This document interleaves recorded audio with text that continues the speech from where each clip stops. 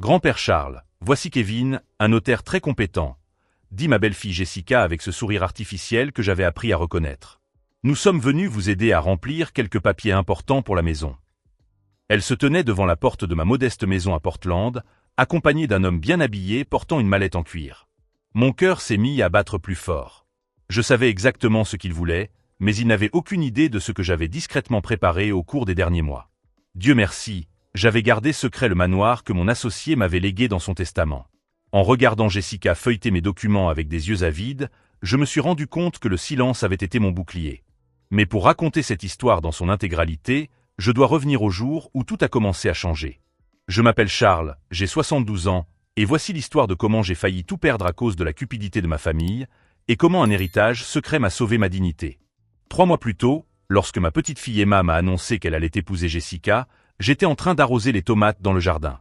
L'odeur de la terre humide mêlée à celle des herbes aromatiques que je cultivais emplissait l'air de l'après-midi. « Grand-père, je veux que tu apprennes à bien connaître Jessica avant le mariage », m'a dit Emma avec ce sourire qui me faisait toujours fondre le cœur. Ma petite fille a enfin trouvé quelqu'un de spécial, ai-je répondu en m'essuyant les mains sur mon tablier de jardinage. J'avais beaucoup entendu parler d'elle. 31 ans, employée de bureau, cheveux blonds toujours parfaitement coiffés, ongles impeccables. Elle semblait être la femme parfaite pour Emma. Cet après-midi-là, je me suis précipité au supermarché pour choisir les ingrédients les plus frais. De grosses crevettes, des avocats mûrs à point, des herbes aromatiques, de la crème épaisse. Je voulais préparer les plats qu'Emma adorait depuis son enfance. Dans ma tête, j'imaginais les conversations que j'aurais avec Jessica, les conseils sur la façon de rendre ma petite fille heureuse, les recettes familiales que nous partagerions peut-être. J'ai passé presque toute la nuit à cuisiner. Mes pieds étaient enflés à force de rester debout, mais cela m'était égal. La soupe de fruits de mer que j'avais préparée était crémeuse et riche. Le pain de maïs était moelleux. La salade d'avocat était rafraîchissante. La tarte aux pommes était parfumée à la cannelle. Des plats américains que ma famille a toujours aimés. Quand l'heure de la rencontre est arrivée, j'ai enfilé ma plus belle chemise bleu marine, celle que je gardais pour les occasions spéciales. J'ai soigneusement coiffé mes cheveux et j'ai même mis un peu d'après-rasage. Je voulais faire bonne impression. Après tout, cette femme pourrait être la mère de mes futurs arrière-petits-enfants. La sonnette a retenti et mon cœur a bondi. J'ai ouvert la porte avec un large sourire. « Jessica, ravie de vous rencontrer. » J'ai ouvert les bras pour l'embrasser, mais elle s'est contentée de me toucher les épaules du bout des doigts, comme si me toucher lui était désagréable. « Enchanté, monsieur », a-t-elle murmuré sans me regarder dans les yeux. Sa voix était froide et distante. Elle portait une élégante robe verte et ses talons résonnaient sur le sol de ma modeste maison comme de petits marteaux. Pendant le dîner, j'ai essayé de discuter de ses centres d'intérêt, de son travail, de ses projets avec Emma, mais chaque question que je posais recevait des réponses laconiques d'un seul mot. Oui, non, peut-être. Lui parler, c'était comme parler à un mur de glace. Ce qui m'a le plus blessé, c'est la façon dont ses yeux parcouraient ma maison avec dédain, la façon dont elle a tordu le nez en goûtant ma cuisine, comme si c'était quelque chose d'inférieur. Emma a essayé d'apaiser la situation. « Grand-père, le repas est délicieux, comme toujours », a-t-elle dit, essayant de dissiper la gêne qui régnait à table. Jessica piquait les haricots dans son assiette avec sa fourchette, séparant chaque ingrédient comme si elle évitait un poison. Ses ongles rouges brillants contrastaient complètement avec mes assiettes en céramique simple. « Vous aimez cuisiner, Jessica ?» ai-je demandé avec une pointe d'espoir, en servant plus de sauce dans son assiette. Elle leva les yeux, l'expression difficile à déchiffrer. « Je n'ai pas le temps pour ça », répondit-elle sèchement. « Je préfère commander à manger ou aller dans des restaurants convenables. » Le mot « convenable » me transperça le cœur comme une écharde. Donc ma nourriture n'était pas convenable. Ma maison non plus, apparemment. Si vous aimez cette histoire de dépassement de soi, n'oubliez pas de vous abonner à la chaîne pour découvrir comment ce moment apparemment anodin a été le catalyseur d'une révélation qui allait tout changer à jamais. Car si Jessica pensait d'avoir trouvé une proie facile, elle ne savait pas qu'elle s'en prenait à quelqu'un qui gardait des secrets bien plus précieux qu'elle ne pouvait l'imaginer. Au cours des semaines suivantes, chaque visite de Jessica est devenue plus pesante. Elle s'asseyait sur le bord du canapé comme si elle allait se salir, les yeux rivés sur son téléphone portable, l'air ennuyé. Elle ne me demandait jamais comment s'était passée ma journée. Elle ne montrait jamais aucun intérêt sincère à me connaître. « Grand-père Charles, vous aurez beaucoup plus de temps pour vous après notre mariage, n'est-ce pas ?» m'a-t-elle lancé un jour pendant que je préparais le café. Cela ressemblait à un adieu anticipé, comme si elle avait déjà décidé de m'éloigner d'Emma. « Plus de temps pour moi », répétai-je, perplexe. Mais j'aime être avec vous deux. Elle échangea un regard avec Emma que je ne compris pas à l'époque, mais que je comprends parfaitement maintenant. Elle prévoyait déjà de me mettre de côté. Les préparatifs du mariage devinrent mon cauchemar personnel. Jessica décidait de tout sans me consulter, comme si j'étais invisible. Demande au concierge de t'aider avec les fleurs, l'ai-je entendu dire au téléphone une fois. Il m'a fallu quelques secondes pour comprendre qu'elle faisait allusion à moi, qui aidait toujours à m'occuper de tout et à tout organiser quand Emma venait nous rendre visite. Quand j'ai proposé de faire moi-même le gâteau de mariage, une tradition familiale que nous perpétuions depuis des générations, Jessica a éclaté d'un rire qui m'a glacé le sang. Oh non, grand-père. Laissons cela aux professionnels. Je ne veux rien de fait maison.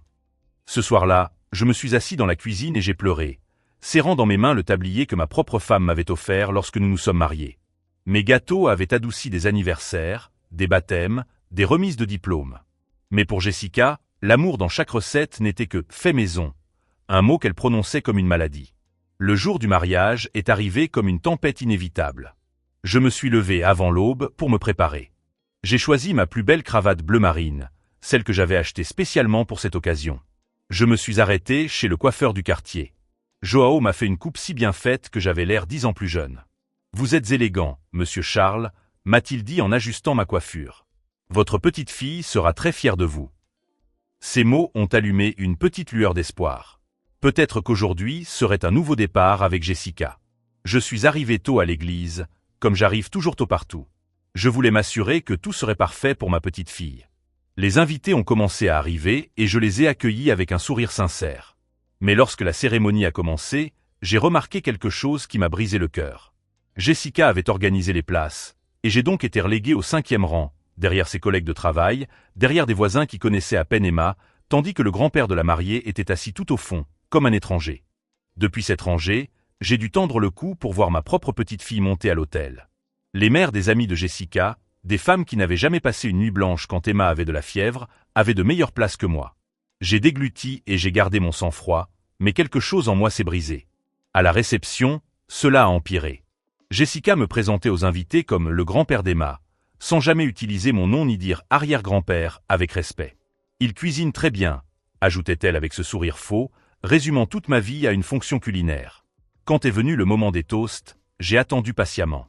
J'avais préparé un discours sincère sur ma chère petite fille, sur le fait de la voir grandir, sur mes vœux de bonheur pour sa nouvelle vie. Mais Jessica a dirigé les choses comme une chef d'orchestre, appelant ses parents, ses frères et sœurs, ses meilleurs amis, et même ses collègues de travail. « Et le toast du grand-père de la mariée ?» a demandé quelqu'un. Jessica m'a regardé et m'a souri froidement. « Ah oui, Charles peut dire quelques mots rapides. » Rapide. Comme si mes 72 ans de vie et mes 25 ans de dévouement à Emma ne valaient que quelques lignes. Je me suis levé, les jambes tremblantes, sentant tous les regards posés sur moi. Je tiens à remercier Dieu pour cette journée spéciale. Je venais à peine d'entamer ma deuxième phrase que Jessica a commencé à applaudir, m'interrompant. Les autres ont suivi, et ma voix a été noyée sous les applaudissements forcés. Pour le dîner, on m'a placé à une table au fond de la salle avec des parents éloignés de Jessica, des gens qui discutaient entre eux comme si je n'existais pas. De là, j'ai regardé Emma rire avec sa nouvelle famille, absorbée par sa nouvelle vie, tandis que je mâchais un morceau de poulet sans saveur. Quand la danse a commencé, Emma a dansé avec Jessica, puis avec la mère de Jessica, puis avec ses sœurs. Je suis resté assis, lissant ma cravate, essayant de garder le sourire. « Tu ne vas pas danser avec ton grand-père, Emma ?» a demandé Roberto, le mari de ma voisine Laura et ami proche de la famille. Emma a ri sans conviction. « Oui, dans un instant. » Mais cet instant n'est jamais venu. Vers 23 heures, j'ai décidé de partir. J'étais fatigué de faire semblant que tout allait bien. Ma petite fille, je vais partir. Je lui ai touché légèrement le bras. Elle m'a rapidement serré dans ses bras, les yeux déjà rivés sur la musique et les rires. « Merci pour tout, grand-père. Je t'aime. » Mais elle regardait ailleurs. Jessica est apparue à ses côtés comme une ombre possessive. « Merci d'être venu, grand-père, » a-t-elle dit. Son ton ressemblait plus à un adieu définitif qu'à de la gratitude. Je me suis dirigé vers le parking, tenant mon portefeuille et le cadeau que j'avais préparé avec tant d'amour. Derrière moi, j'ai entendu Jessica murmurer à ses amis. « Heureusement qu'il habite loin. Ce n'est pas une mauvaise personne, mais vous savez comment sont les grands-parents, toujours prêts à donner leur avis sur tout. » Les rires m'ont suivi jusqu'à ma voiture. Je suis monté dans ma vieille Corolla, les mains tremblantes, les yeux remplis de larmes que j'ai finalement laissé couler. Pendant 25 ans, j'ai été le centre du monde d'Emma. Et en une seule nuit, je suis devenu un fardeau dont il fallait se débarrasser. Le trajet du retour m'a semblé interminable. Les lumières de la route étaient brouillées par les larmes que j'ai finalement laissé couler. Une chanson romantique passait à la radio, me rappelant le moment où j'avais dansé avec ma femme lors de notre mariage, le jour où elle avait promis de toujours me protéger. Mais maintenant, je devais affronter cette nouvelle réalité seule. Je suis rentré chez moi après minuit, les pieds enflés, le cœur brisé. J'ai enlevé mes chaussures à la porte et j'ai marché pieds nus jusqu'à ma chambre, sentant le sol froid contre mes pieds fatigués. Le lendemain matin, lorsque Jessica et ce soi-disant notaire se sont présentés à ma porte pour m'aider avec les papiers de la maison, je me suis contenté de sourire. Elle ne savait pas que ce Charles, un homme de 72 ans vivant à Portland, n'était plus quelqu'un que l'on pouvait manipuler. Et la véritable histoire ne faisait que commencer. La cravate bleue que j'avais choisie avec tant de soin me semblait soudain ridicule, comme l'uniforme d'un vieil homme prétendant qu'il comptait encore. Mais alors que Jessica pensait d'avoir trouvé la victime parfaite pour ses plans cupides, elle ne se rendait pas compte qu'elle avait affaire à quelqu'un qui avait bâti des empires en silence et qui gardait des secrets qui feraient passer sa petite manipulation pour un jeu d'enfant. Ce qu'elle considérait comme une faiblesse sénile était en fait la patience calculée d'un homme qui avait appris à observer avant d'agir. Les jours qui ont suivi le mariage ont été un étrange mélange de silence et d'attente. J'espérais qu'Emma m'appellerait pour me raconter sa lune de miel, afin de maintenir vivant le lien qui durait depuis 25 ans. Mais mon téléphone est resté muet. Une semaine après le mariage, j'ai décidé de l'appeler moi-même. « Bonjour, ma petite fille. Comment allez-vous? La lune de miel s'est bien passée ?» J'ai essayé de paraître aussi joyeux que possible. Sa réponse a été glaciale. « Bonjour, grand-père. C'était génial. Jessica te passe le bonjour. Je t'appelle plus tard, nous sommes occupés à organiser la maison. » La maison. Elle n'a pas dit notre maison ou ma maison. Juste la maison. Comme si je n'avais jamais existé dans son univers familial.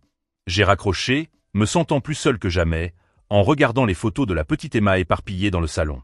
La petite fille aux yeux brillants qui courait me serrer dans ses bras chaque fois qu'elle rentrait de l'école. Maintenant, c'était une étrangère qui m'envoyait ses salutations par l'intermédiaire de sa femme. 3 jours se sont écoulés sans nouvelles.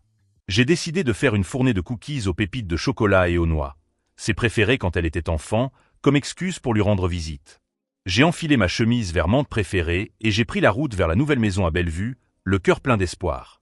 J'ai sonné à la porte, m'attendant à voir le sourire de ma petite fille. Mais c'est Jessica qui a ouvert la porte. Elle portait un peignoir en soie bordeaux qui semblait coûteux, ses cheveux étaient parfaitement coiffés, comme si elle sortait tout droit d'un salon de coiffure. « Oh, grand-père Charles, quelle surprise !» a-t-elle dit sans la moindre trace de joie sincère. J'ai apporté des biscuits pour Emma. J'ai brandi le panier cadeau orné d'un nœud jaune, sa couleur préférée.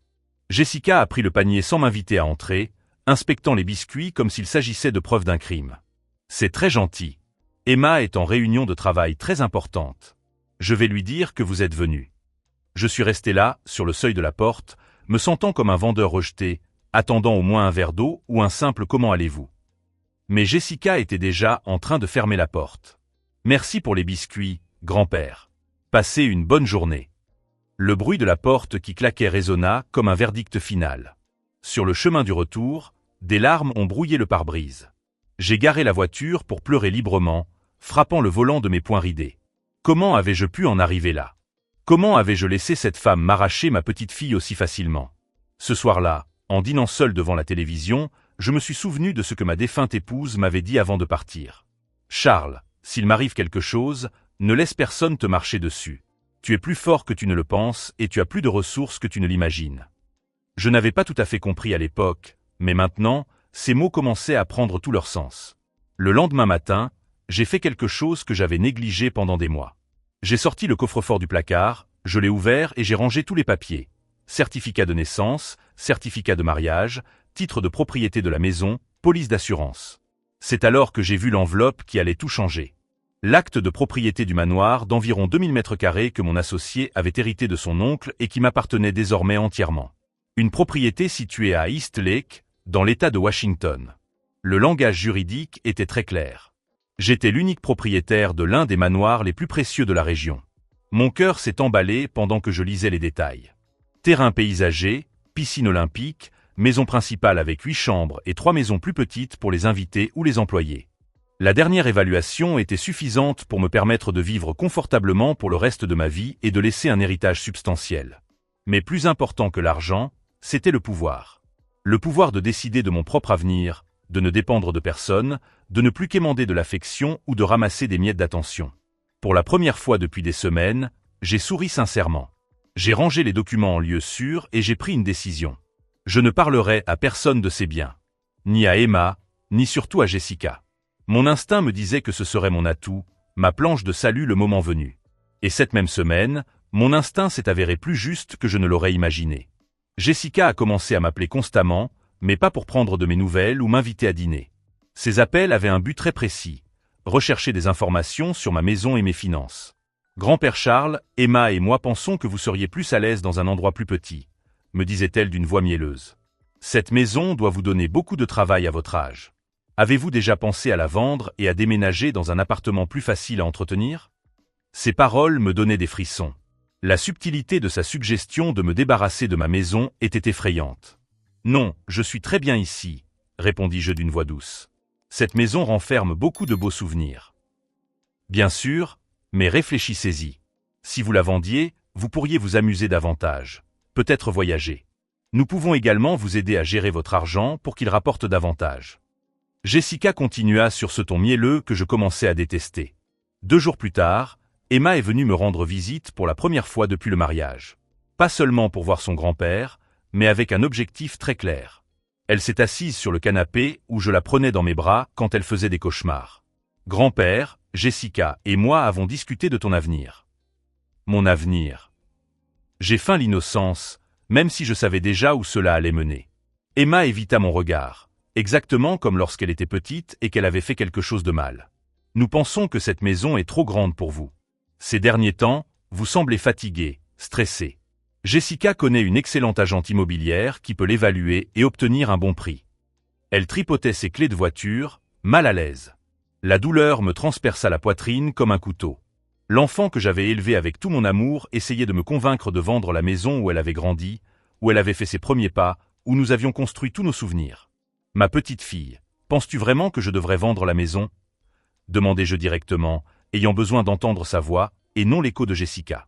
Pendant un instant, j'ai vu la petite fille potelée et vulnérable qu'elle était autrefois, hésitante, partagée entre ce qu'elle savait être faux et ce que sa femme lui avait mis dans la tête. Eh bien, Jessica a raison, grand-père. Tu devrais t'amuser davantage et t'inquiéter moins, murmura-t-elle. Mais sa voix semblait lire un script écrit par quelqu'un d'autre. Cet après-midi-là, après le départ d'Emma et ses vaines promesses de revenir nous voir plus souvent, je me suis assis dans la cuisine avec une tasse de thé à la camomille et j'ai pris une décision qui allait tout changer. J'ai appelé Roberto, mon seul ami proche en qui j'avais entièrement confiance. Roberto, j'ai quelque chose de très important à te dire, mais promets-moi que cela restera entre nous. La voix de Roberto est immédiatement devenue sérieuse. Nous étions amis depuis plus de 40 ans. Nous avions pratiquement élevé nos enfants ensemble. Bien sûr, Charles. Que se passe-t-il? Tu as l'air inquiet. Je lui ai tout raconté. L'attitude de Jessica lors de notre première rencontre, la façon dont j'avais été traité lors du mariage, les tentatives pour me convaincre de vendre la maison, et enfin les biens du manoir que j'avais gardés secrets. Mon Dieu, Charles. Près de 2000 mètres carrés, et tu ne leur as rien dit? S'exclama Roberto. Heureusement que tu n'as rien dit. J'ai vu ce regard de requin dans les yeux de cette fille au mariage, dit Roberto. Tes paroles ont confirmé que mon instinct était juste. Roberto, j'ai le sentiment que quelque chose de mauvais va arriver, ai-je avoué. La façon dont elle me regarde, comme un obstacle à éliminer. J'ai peur qu'elle complote quelque chose. Écoute, mon ami, a dit Roberto de ce ton ferme et familier. Demain matin, nous irons voir un avocat. Tu dois tout protéger avant que ces vautours ne découvrent ce que tu possèdes réellement. Si vous suivez ce parcours de découverte et de résistance, abonnez-vous à la chaîne, car ce qui s'est passé ensuite a montré que se fier à son instinct peut faire la différence entre préserver toute une vie d'acquis ou les perdre au profit de ceux qui ne voient l'amour que comme une opportunité de profit. Le lendemain matin, Roberto est venu me chercher tôt. Il avait pris rendez-vous avec un avocat réputé, le docteur William Hay, dont le cabinet était situé dans le centre de Portland.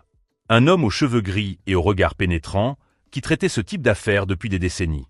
Monsieur Charles, d'après ce que votre ami m'a dit et les dossiers que j'ai examinés, votre situation est très révélatrice, a-t-il déclaré après avoir passé en revue les documents. Il n'est pas rare que des membres de la famille, bien intentionnés ou non, fasse pression sur des personnes âgées pour qu'elles leur cèdent leurs biens. Le docteur étala les documents sur une photo des biens posés sur la table en bois poli. Ce que vous possédez est considérable. À elle seule, cette demeure équivaut à la fortune de nombreuses familles. Il ajusta ses lunettes.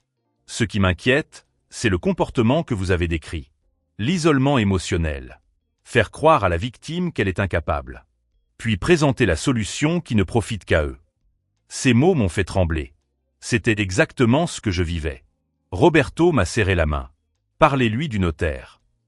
J'ai raconté comment Jessica avait amené Kevin à ma porte, agitant des papiers de la maison, apparaissant sans prévenir comme des chasseurs suivant une piste. Classique, murmura l'avocat en prenant des notes. Ils amènent souvent un notaire complice, prêt à fermer les yeux sur les irrégularités et à faire pression pour obtenir des signatures sous prétexte de simplifier les procédures. J'ai vu des gens tout perdre en une seule séance de signature. Alors, que puis-je faire pour me protéger ?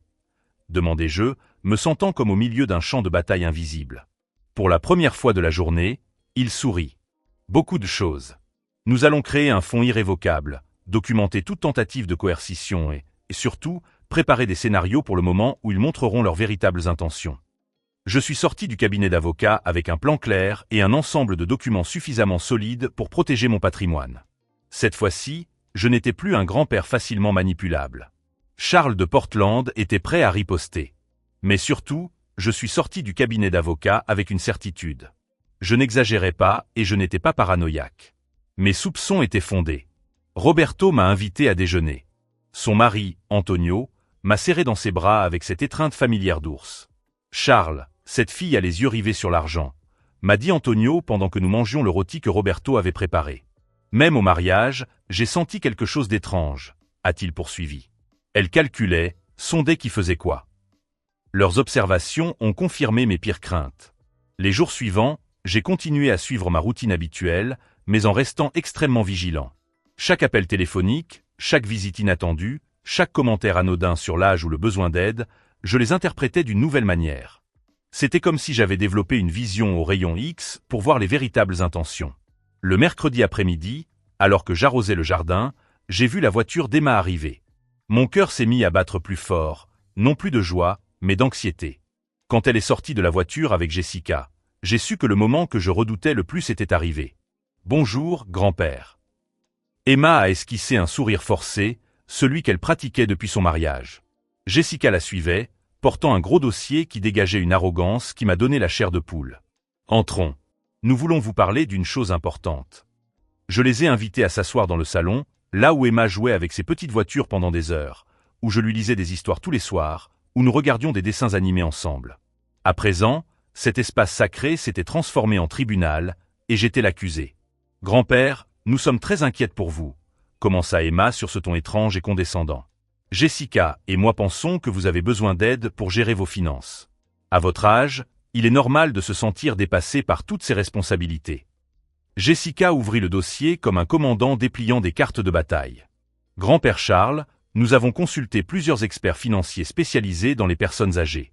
Tous disent qu'il vaut mieux simplifier vos biens, tout concentrer sur des options plus sûres et plus faciles à gérer. »« Quels experts ?» demandai-je, feignant la confusion alors que mon sang bouillait à l'intérieur. « Exactement. Parce que je n'ai consulté aucun spécialiste.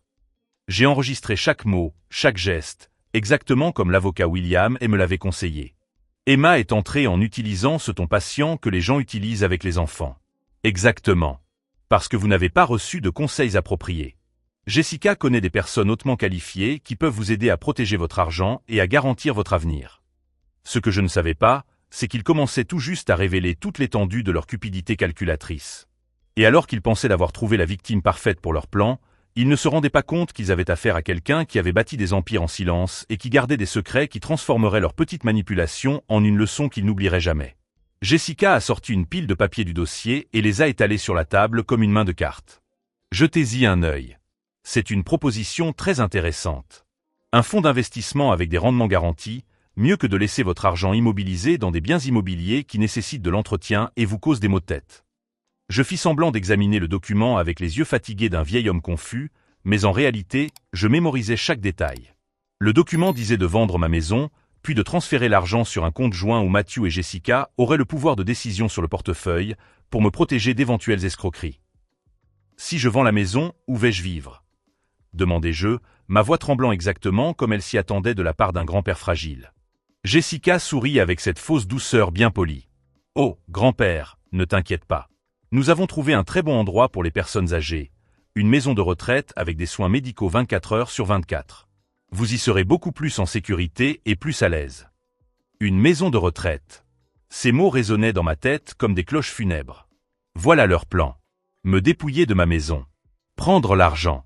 M'enfermer dans un endroit où je ne dérangerai personne. Le tout emballé dans du papier brillant étiqueté « Préoccupation ». Une maison de retraite, répétai-je, laissant ma voix vaciller légèrement. Mais ma fille, je me sens bien chez moi. C'est ici que se trouvent nos souvenirs. Jessica et Emma échangèrent ce regard complice que j'avais appris à reconnaître, le langage silencieux des escrocs. Grand-père, nous savons que c'est difficile, mais réfléchis bien, dit Emma en se penchant vers moi avec un sourire bienveillant. Là-bas, tu aurais des amis, des activités, des médecins, et nous pourrions te rendre visite quand nous le voulons sans nous soucier de ta sécurité. Quand nous le voulons. Pas tous les jours. Pas régulièrement. Quand cela nous arrange, comme rendre visite à un animal de compagnie hospitalisé. La colère monta tellement que je dus me contrôler pour continuer à jouer le rôle du vieillard fragile. Jessica sortit d'autres papiers. Nous avons fait les calculs. En vendant la maison et en faisant quelques investissements judicieux, vous vivrez très confortablement sans avoir à vous soucier de quoi que ce soit. Nous nous occuperons de toute la paperasse et prendrons les décisions financières. Le piège final se précisait. Elle tiendrait les rênes de mon argent pendant que je dépérirais dans un établissement, vivant des miettes d'attention. Un plan brillamment cruel, exécuté avec la précision de chirurgien financier. Et si je ne veux pas vendre? Demandai-je doucement, comme si l'idée venait de me traverser l'esprit. Jessica soupira théâtralement, comme une enseignante patiente expliquant les mathématiques à un enfant lent. Grand-père, nous comprenons que c'est difficile, mais à votre âge, vivre seul dans une si grande maison n'est pas sûr. Et si vous tombiez et que personne ne le sache? Ou si quelqu'un profitait de votre gentillesse et vous escroquait? L'ironie d'être mis en garde contre les escrocs par la personne même qui essayait de m'escroquer. J'ai besoin de temps pour réfléchir, dis-je en me frottant les tempes comme si j'avais mal à la tête. C'est beaucoup à digérer d'un seul coup. Emma s'est levée et m'a serré dans ses bras. Une étreinte froide comme le baiser de Judas plutôt que l'affection d'une petite fille. Bien sûr, grand-père, mais ne tarde pas trop, a-t-elle dit. Jessica a empilé les documents avec la satisfaction de celle qui pense avoir déjà gagné. Après leur départ, je me suis effondré dans un fauteuil, avec l'impression d'avoir survécu à un ouragan. Mes mains tremblaient, non pas à cause de l'âge, mais de la rage contenue. J'ai pris le téléphone et j'ai immédiatement appelé l'avocat William Hay. Docteur Hay, elles viennent de passer. Exactement comme vous l'aviez prévu. Elles veulent que je vende tout, qu'elles me placent dans un établissement et qu'elles prennent le contrôle de l'argent. Sa voix était calme mais ferme. Monsieur Charles, c'est le moment critique.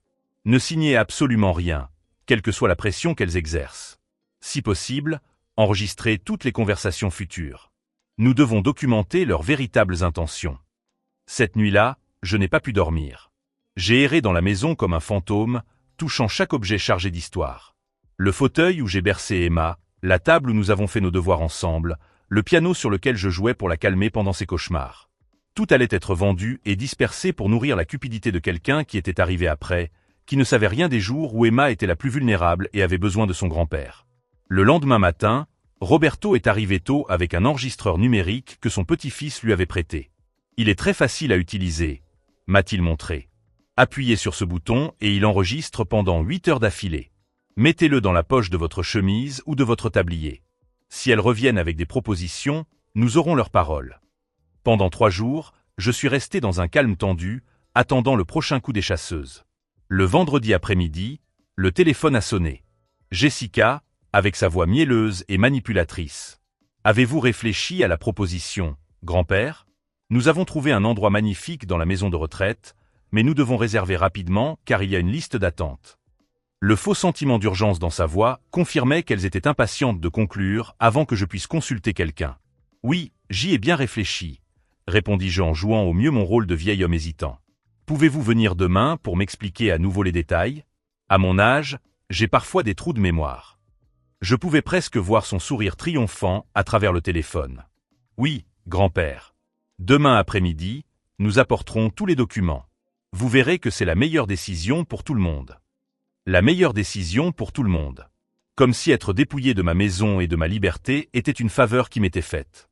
Le samedi après-midi, ils sont arrivés à l'heure, tels des vautours se donnant rendez-vous autour d'une carcasse. Cette fois-ci, ils étaient accompagnés de Kevin, le notaire qui s'était présenté à ma porte la semaine précédente. Un homme mince avec une moustache clairsemée et une mallette en cuir, les yeux parcourant ma maison comme un expert tout en feignant la courtoisie. Si vous suivez ce parcours de résistance et de découverte, abonnez-vous à la chaîne pour découvrir comment la patience et la planification stratégique peuvent transformer une situation désespérée en une leçon inoubliable sur le fait de sous-estimer la sagesse de l'expérience. Monsieur Charles, ravi de vous revoir, a-t-il souri sans joie dans les yeux. Je suis prêt à accélérer toutes les procédures. Plus vite nous réglerons cela, moins il y aura de complications. Avant de commencer, j'aimerais demander la permission d'enregistrer cette discussion en audio et en vidéo afin de protéger toutes les parties. Tout le monde est d'accord? Je m'assis dans mon fauteuil préféré, celui où je berçais autrefois la petite Emma, et les laissais jouer leur spectacle de fausse sollicitude. « Grand-père, nous avons apporté les documents », dit Emma en étalant les feuilles sur la table.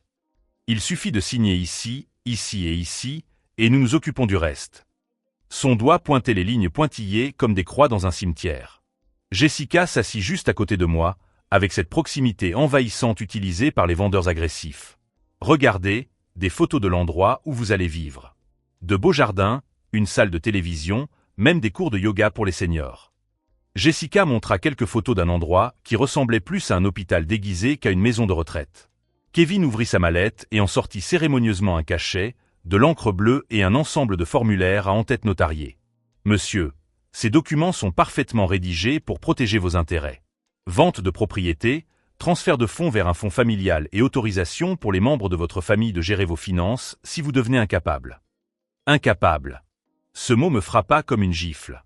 J'ai souri légèrement, un sourire que moi seul comprenais, et j'ai levé les yeux. Alors commençons par lire chaque clause à haute voix. Ainsi, l'enregistrement audio et vidéo consignera tout dans son intégralité, comme requis. Cela vous convient-il? Elles avaient même préparé la prochaine étape. Si un jour j'osais m'opposer à leur décision, elles tenteraient de me déclarer cognitivement incapable. Le plan était si méticuleux qu'il m'a donné des frissons.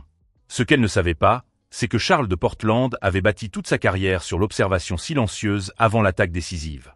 Et alors qu'elles pensaient d'avoir trouvé la victime parfaite, elles étaient sur le point de découvrir qu'elles s'étaient attaquées à quelqu'un qui avait transformé la patience en un art mortel.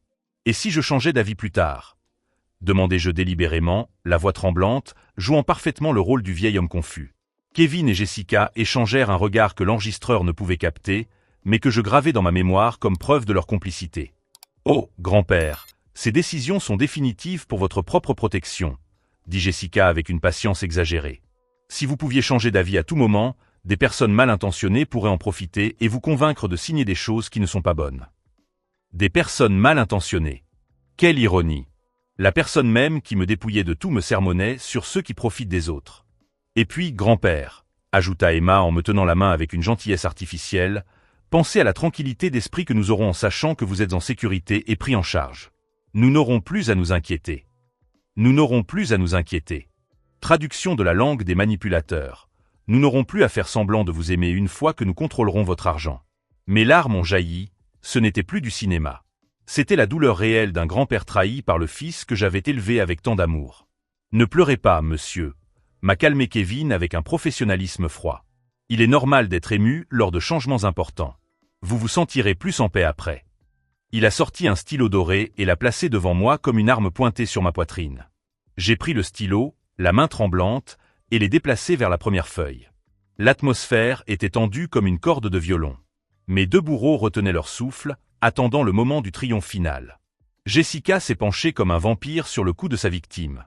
C'est alors, comme un ange frappant à la porte, que la sonnette a retenti. « Vous attendez quelqu'un » demanda Kevin, agacé, montrant les premiers signes de nervosité. « Non » répondis-je en me levant lentement. « Probablement un voisin. » Sur les conseils du docteur, j'avais demandé à titre préventif au bureau du procureur du comté d'envoyer un enquêteur pour témoigner en raison d'indices de fraude contre une personne âgée. J'ouvris la porte. Roberto était là avec l'avocat William et un enquêteur accompagné d'une caméra pour enregistrer la scène. « Bonjour, Charles », sourit Roberto, me donnant instantanément du courage. « Entrez », dis-je, avec le sentiment que la cavalerie était arrivée. L'avocat est entré avec cette prestance que seuls les avocats expérimentés possèdent. L'autre homme l'a suivi, levant sa caméra. Emma a pâli. Jessica s'est précipitée pour rassembler la pile de documents et Kevin est resté figé comme une statue de sel. « Que se passe-t-il, grand-père » a demandé Emma, tendue. « Bonjour à tous » dit poliment le docteur Hay. « Je représente Monsieur Charles. Comme prévu aujourd'hui, je superviserai cette transaction légale avec l'enquêteur du bureau du procureur.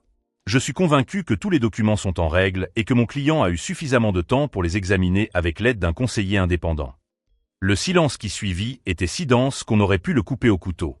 Kevin rangea rapidement le stylo doré comme s'il était brûlant.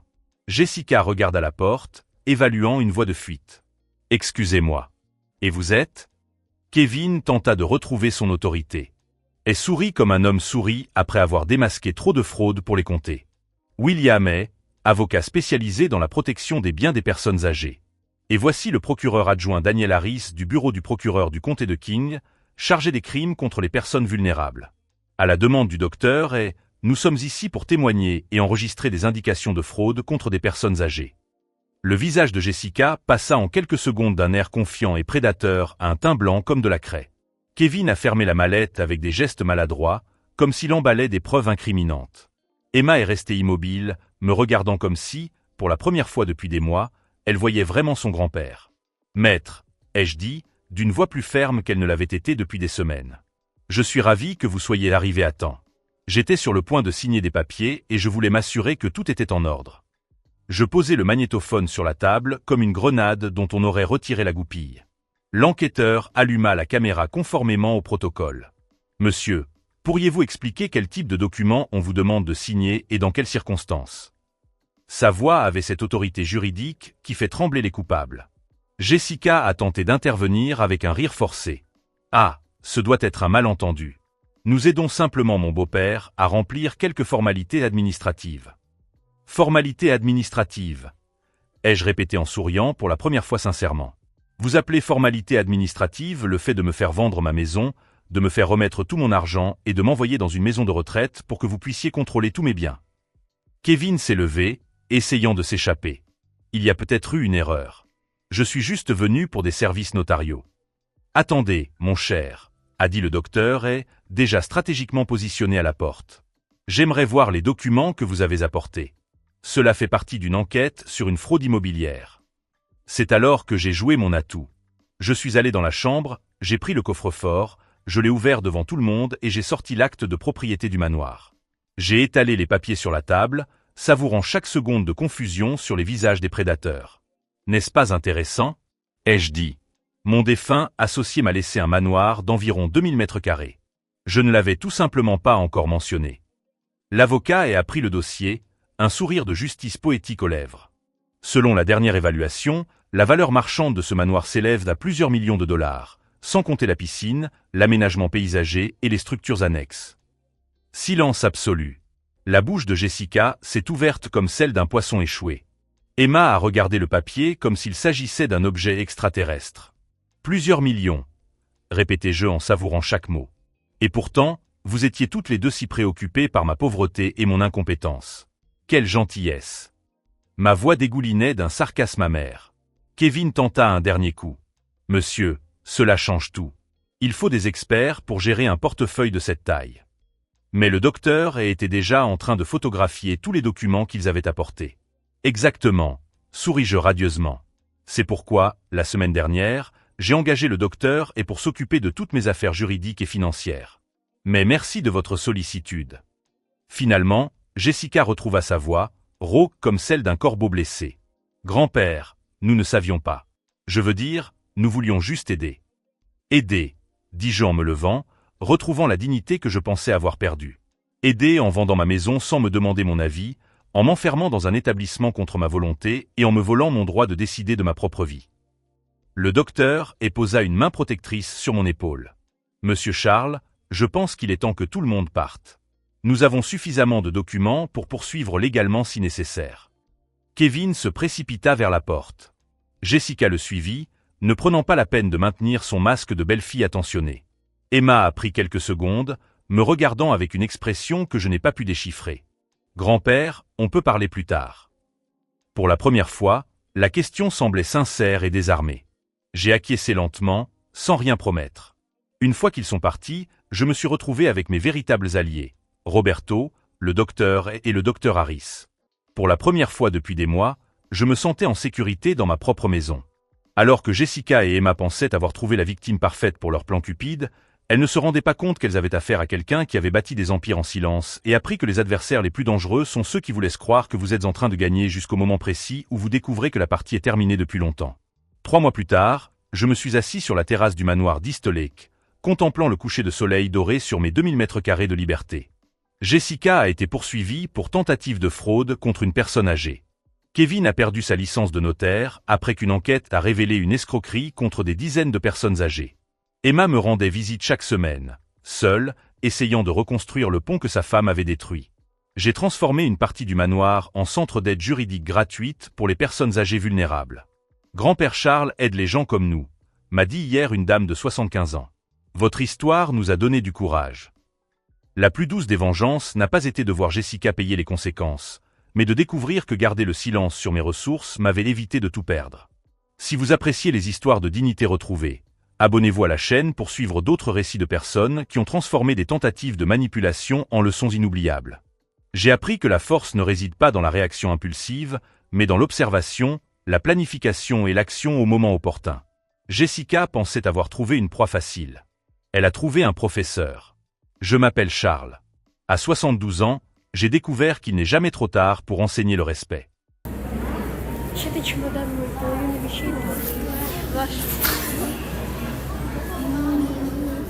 Ну, 22% нормально. 22%.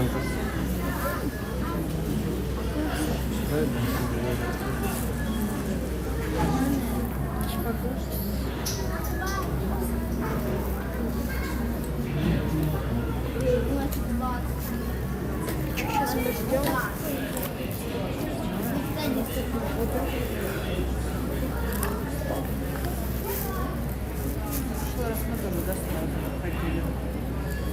Ты сразу заходишь? На автобусе мы только с маслом, наверное, с Андреем подойдем.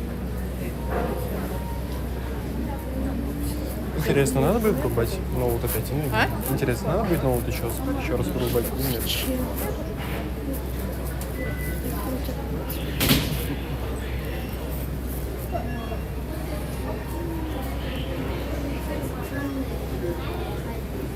Почему это гражданство делать? Это тоже граждан. Не знаю, позже даже никто не посмотрел этого гражданства.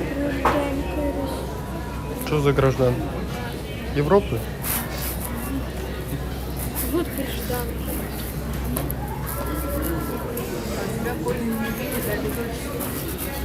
Это что, отчество? Да. Вот это вот вообще. Почему раз по-другому?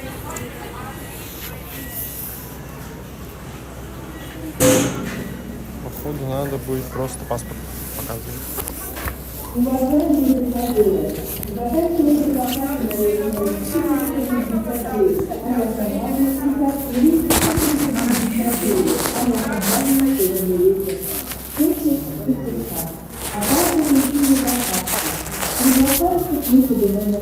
Какой паспорт? Санкт-Петербург. Ladies and gentlemen, this is the last call for the flight 459, Airline Zika, and 459, Airline Northwinds South-Africa. Would all remaining passengers please not, please, go without delay to gate 19. Thank you. Думаю, телефон.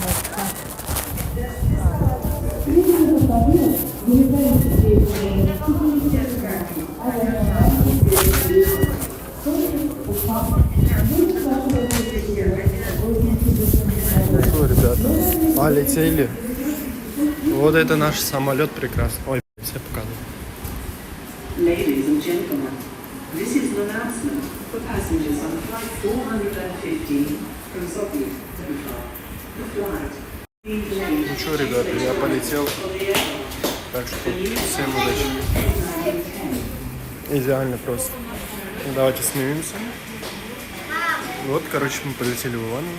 Так что стрим будет в Иваново сегодня или завтра. Пожарка есть. Еще самолеты.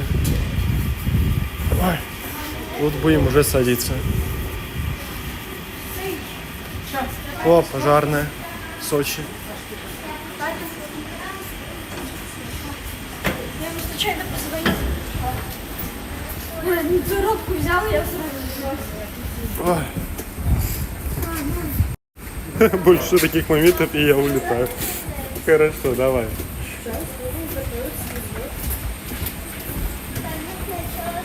Ой, ну что, билет показываю.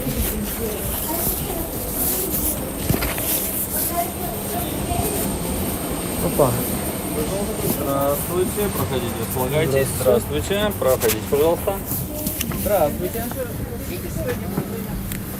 Это второе.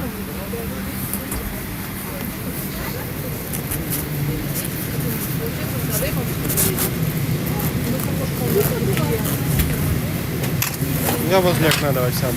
А, ты чё?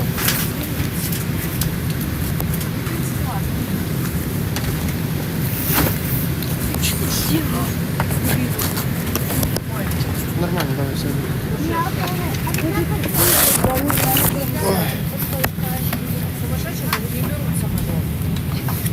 Понял? Так, куда мне ноутбук? Так нельзя поставить. Нельзя вообще так поставить.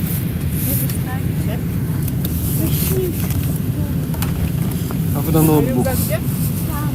Ноутбук туда же? Ноутбук куда? Не знаю, куда тебе удобно. Ноги ложи. Тоже наверх. Наверх, наверное, положили все.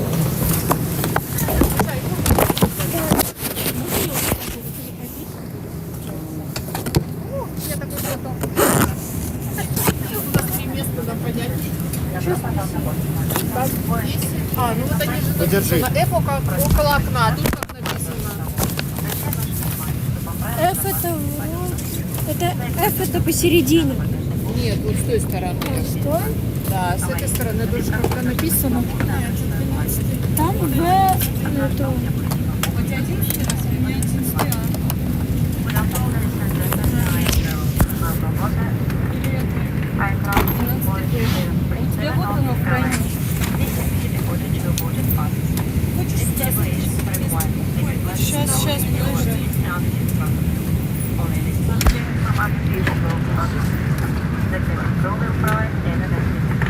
Сейчас, подожди.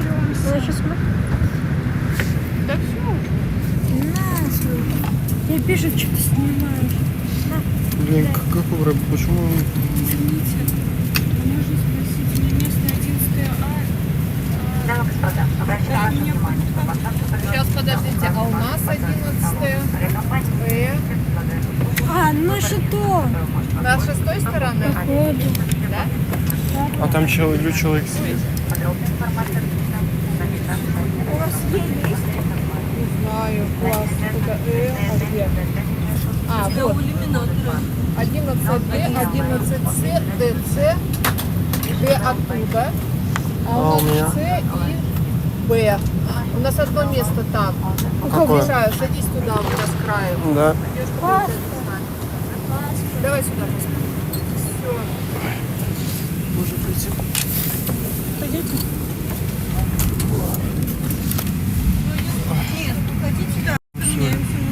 Вы тоже так есть? Я вот туда хотите, да? Есть. Да. И туда будет. На тут буду.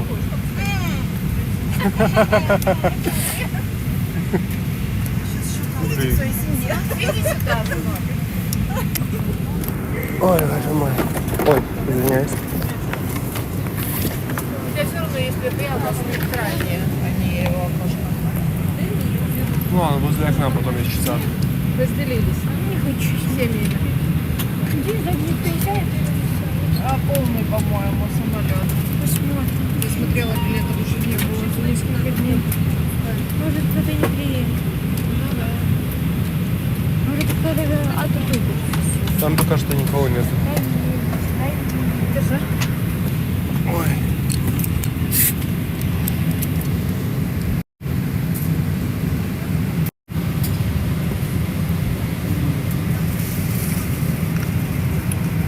самолете. Что увидеть? Ну все, мы будем взлетать.